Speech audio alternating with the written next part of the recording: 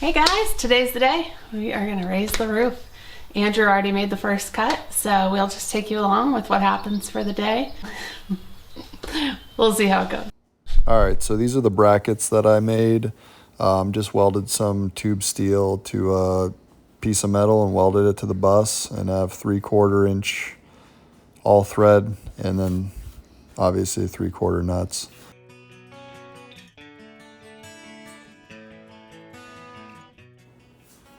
Here I'm just cutting the front section off the bus to release the roof. Then I'm going to cut all the channels.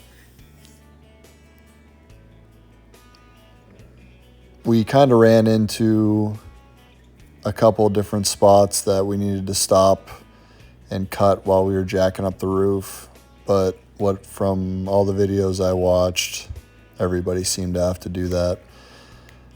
Also, we kind of ran into some issues with having to move the 2x4 like left and right to like jack up one side, then jack up the other side. You'll see during the video here. We probably should have used something a little wider to jack up, but it went pretty well for the first time ever cutting off a bus roof. So we'd use the jack here to lift the roof.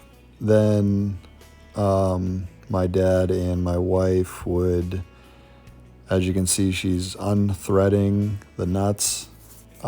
So they take all the weight once the jack is lowered. There's 6 of them on there. I put 2 in the front, 2 in the middle, and 2 in the back.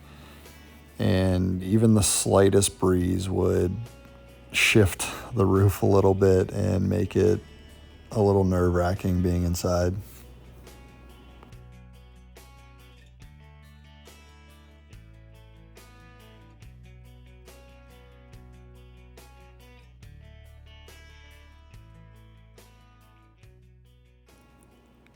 So as we raised the roof, we would measure each side because we kind of got off kilter a bit. The bus isn't perfectly level as we're doing this, but we got it as level as we could.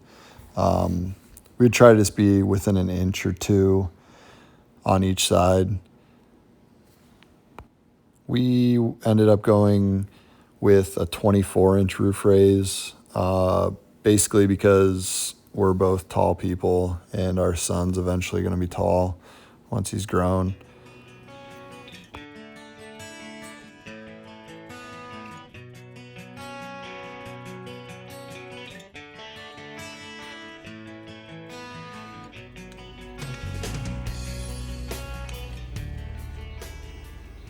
I've just been welding the pieces of square steel into the hat channels.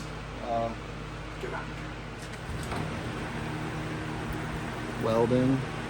I went a little overboard by filling in, like putting this is almost like 16 inches into the hat channel. People, what I've seen, aren't normally doing that, but I figured it'd just add a little more strength. But yeah, I just cut them to length, grind it down so that, you know, where you're welding isn't rusty or have that. There's like a silicone that's on the outside that's along here. I just grind it off and connect the ground and weld it up. I just use a tractor bucket so I can just raise myself up.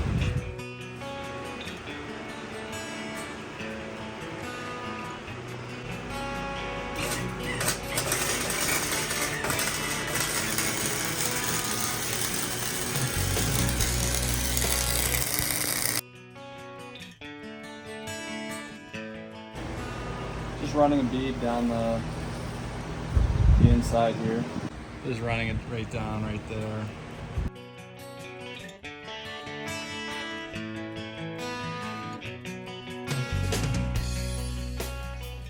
This is a Harbor Freight welder. It's just a 125 flux welder. I never used them before. wasn't going to stick weld this. It's very easy, very inexpensive, and there's only a minimum and maximum like current that you can use, so I always suggest the max. And then you just adjust the wire speed to your ability, and it's pretty simple. I just did a couple passes on these brackets that we made to lift the bus, like I basically practiced on these. Go slow because you don't really use thick wire on this, so it needs to pack in there. But you'll see if it starts bubbling over, then you gotta move a little faster. If it's too hollow, then you gotta speed it up or slow it down. But just make sure you take off the side of the welder and then put a box fan there, or it's gonna overheat a lot. That's what I learned. I'll show you.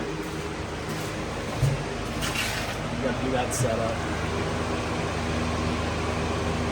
This is gonna overheat.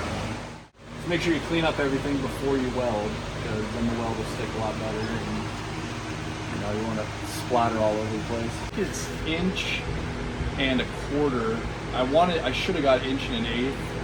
Well, not that, it would have fit right in there, but 1.25 inches, I can hammer it in there, and it just spreads open the hat channel a little bit, so I don't need a clamp or anything to hold it in there, which I think is better, because it was a good mistake.